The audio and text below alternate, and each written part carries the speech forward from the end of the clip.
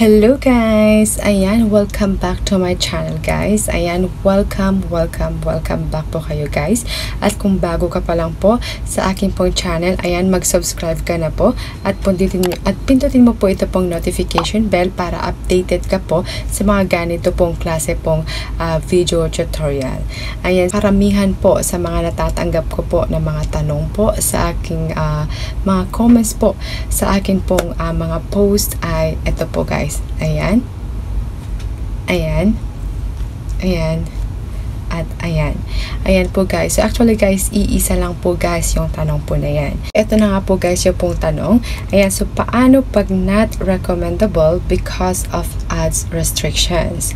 Pero pag click mo naman yung review violation, is wala ka naman makikita. So ang makikita mo ay parang yung error sa computer, ganon. Ayan. So guys, yun po guys yung atin pong i-content po ngayon. Kung ano po ba ito pong profile ads restrictions po na ito. Kung ano po ba ito pong violations po na ito. Ayan. So nga guys, nasa pupunta nga po tayo sa atin pong professional dashboard. At dito po tayo guys sa atin pong profile recommendation. Ayan. So makikita mo nga po yan guys. Ayan. Ito po yung makikita nyo. Ayan. So content. So check po. Naka blue check po yung content is recommendable. That it means na yung mga content po natin is recommendable pa rin po. And then, yung pangalawa nga po guys na by blue check, ayan, profile has no violation. So yun na ang profile po natin is healthy pa rin po. Wala po tayong nalalabag po na violations. Pero, ano po ba ito pong pangatlo po na ito? Ito pong profile violated our advertising policies. Ang nakalagay po dito, so this profile didn't comply with one or more of our advertising policies or other standards. You need to review those violations to learn how you can earn your recommendation back. Ayan. So guys, so kung i-review violations po natin, ayan, kung pipindutin po natin ito guys, ayan, ito po yung magpapakita. At ayan na nga po guys. Ayan. So hindi po natin alam guys kung ano po yung i-review natin na violations. Kasi hindi po natin guys alam kung bakit po nagkaroon po tayo ng advertising policies. And dahil error po guys yung nagpapakita. Ayan. Subukan nga po natin guys pumunta po sa atin pong ads center. Doon po guys sa professional dashboard po ninyo. Ayan. Dito po sa my tools. Ayan. Dito po. Ito click nyo po itong ads center guys.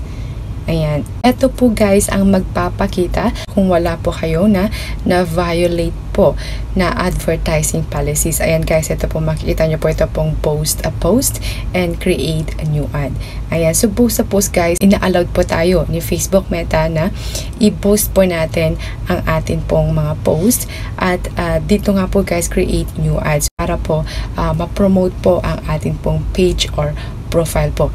Pag yun nga po guys, pagka nagkakatanggap nga po kayo guys na ito pong advertising policies, ayan, so pag pinindot nyo po guys ang inyo pong ad center, ayan, yan nga po guys yung magpapakita account restricted.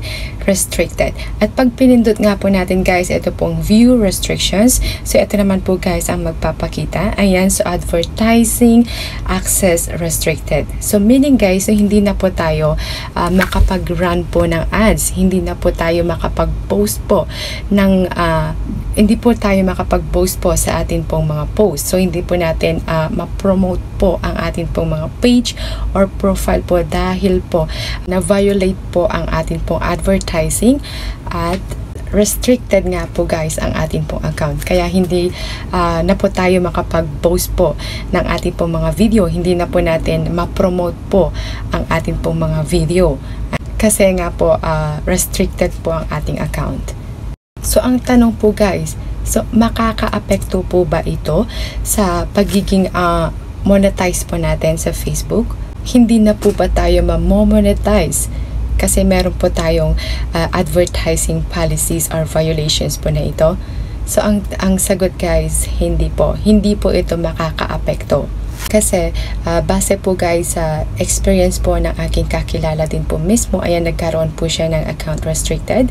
Ayan yung advertising restricted, pero meron pa rin po siya, na-monetize pa rin po siya, and hindi po naapektuhan ang kanyang monetization tool. So andun pa rin po guys ang kanya pong ads and reels at ang kanya pong in-stream ads. So ayan po guys, ayan po. Kaya kung isa ka po na meron pong ganyan, ayan, advertising restricted po sa inyo pong profile recommendation, so don't you worry guys.